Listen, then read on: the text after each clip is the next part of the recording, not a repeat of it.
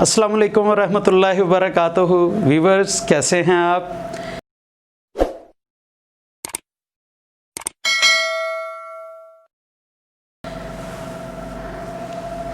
अब हम अपने लेक्चर की तरफ चलते हैं। 9th क्लास, बड़ा इंपॉर्टेंट क्वेश्चन है ये। तकरीबन मोस्टली 90% हर बोर्ड में हर साल तकरीबन आ जाता है। और आप अगर ओल्ड पेपर्स उठाकर देखें तो आपको पता चल जाएगा ये क्वेश्चन कितना इंपॉर्टेंट है और यहाँ पर बच्चे कहाँ पर मिस्टेक करते हैं। इसमें एक प्रॉपर्टी इस्तेमाल होती है और वो प्रॉपर्टी क्या है? इक्वल मैट्रिसेस की। अगर अभी तक आपने मेरा इक्वल मैट्रिसेस वाला लेक्चर नहीं देखा तो वो लाजमी 9th के फोल्डर में देख लीजिएगा। 9th की एक पूरी प्लेलिस्ट बनी हुई है, तो उसमें आप लाजमी देखिएगा। इंशाल्लाह आपको सारा कंसेप्ट क्लियर हो जाएगा। जिन बच्चों ने अभी तक हमारे चैनल को सब्सक्राइब नहीं किया वो लाजमी कर लें। और आपको लेक्चर मेरा अच्छा लगे तो कम से कम आप इसकी इस तरीके से दाद दे सकते हैं कि इसको आप आगे दोस्तों में, फ्रेंड्स में, सोशल मीडिया पर लोगों को शेयर करें। जज़ाकल्लाह। तो आते हैं अपने लेक्चर की तरफ। ये बड़ा इंपॉर्टेंट क्वेश्चन है। इसमें सबसे पहले जो प्रॉपर्टी इस्तेमाल होगी वो कांस्टेंट को आपने मैट्रिक्स के अंदर मल्टीप्लाई करना है। यहाँ पर 2 है, ये क्वेश्चन नंबर 7 है। 9th क्लास का एक्सरसाइज 1.3 है। 2 को पहले हम अंदर हर एंट्री से मल्टीप्लाई करेंगे। 2 2 4, 2 4 8, -3 2 6। मेरे साथ रहे, मैं इंशाल्लाह आपको बताता हूँ कि मेरे एक्सपीरियंस के मुताबिक मैंने जो नोट किया है बच्चे कहाँ पर गलती करते हैं। 3 को b से मल्टीप्लाई करेंगे, 3b आ गया। और यहाँ पर 8 3 24 और 3 4 -12। मैंने बहुत सारे अक्सर बच्चे देखे हैं जब वो मल्टीप्लाई करते हैं, ये b है, ये कहीं 6 ना समझ लें, इज़ इक्वल टू 7 10 18 एंड 1। जो बच्चे यहाँ पर अक्सर गलती करते हैं, बाज़ का बच्चे यहाँ पर इसको a² लिख जाते हैं जबकि 2a से मल्टीप्लाई हो रहा है, दैट इज़ रॉन्ग। और यहाँ पे बच्चे क्या लिख जाते हैं?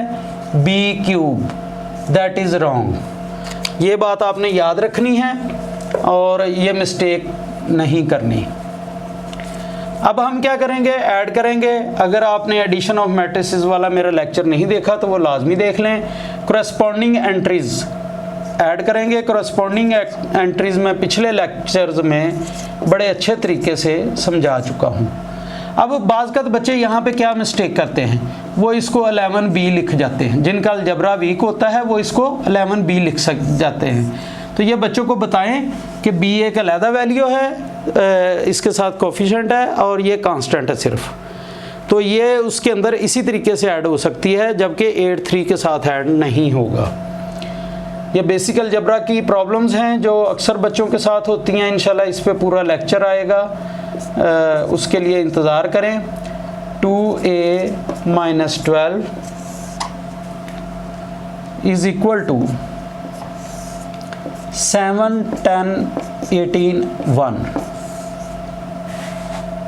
विच इज़ इक्वल टू 7 8 + 3b। ये ऐसे ही रहेगा क्योंकि इसके साथ b है वेरिएबल और इसके साथ कोई वेरिएबल नहीं है। अगर b होता तो हमने, अगर ये 8b + 3b होता तो फिर हम इनको ऐड कर सकते थे, ये 11b बनना था। That is the basic algebra. और इंशाल्लाह मैं बहुत जल्द आपको बेसिक अलजबरा पे पूरा एक कोर्स दूंगा।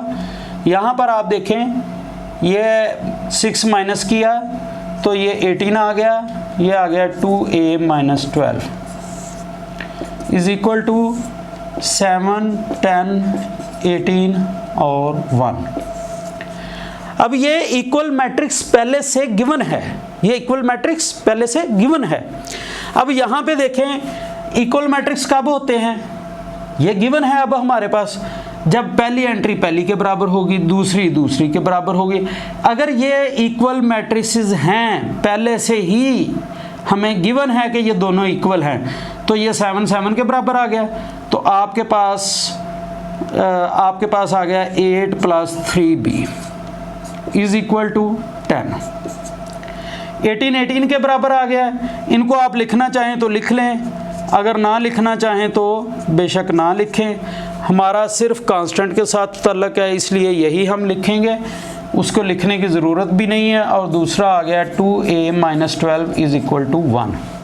That is very easy question. आपके 5 मिनट आपको क्वेश्चन में होने वाली सारी प्रॉब्लम्स समझा सकते हैं अगर आप इसको अच्छे तरीके से देखें। 3b इज़ इक्वल टू 10 - 8, ये 8 इधर प्लस हो रहा उधर जाकर माइनस हो गया। 3b is equal to 2, b is equal to 2/3। ये b की वैल्यू आ गई है। ये बेसिक अलजेब्रा की बातें हैं। इसको हम दूसरी तरफ लेकर जाएंगे तो ये पॉजिटिव हो जाएगा। तो ये आ गया 2a इज़ इक्वल टू 13/2। ये 13 बन गया। यहाँ पे अभी ओवर ना करें, नेक्स्ट स्टेप में कर दें। इधर मल्टीप्लाई हो रहा है 2, उधर जाकर डिवाइड होगा 13/2। That is the required answer. मैं उम्मीद करता हूँ कि आपको क्वेश्चन समझ आ गया होगा। हमारे साथ रहिएगा। इंशाल्लाह नेक्स्ट लेक्चर्स के लिए इंतज़ार कीजिएगा। अगर आपको लेक्चर अच्छा लगा हो, अपने दोस्तों को, अजीज़ों को, सबको शेयर भी करें ताकि ज़्यादा से ज़्यादा लोग इससे फ़ायदा उठा सकें। जज़ाकल्लाह।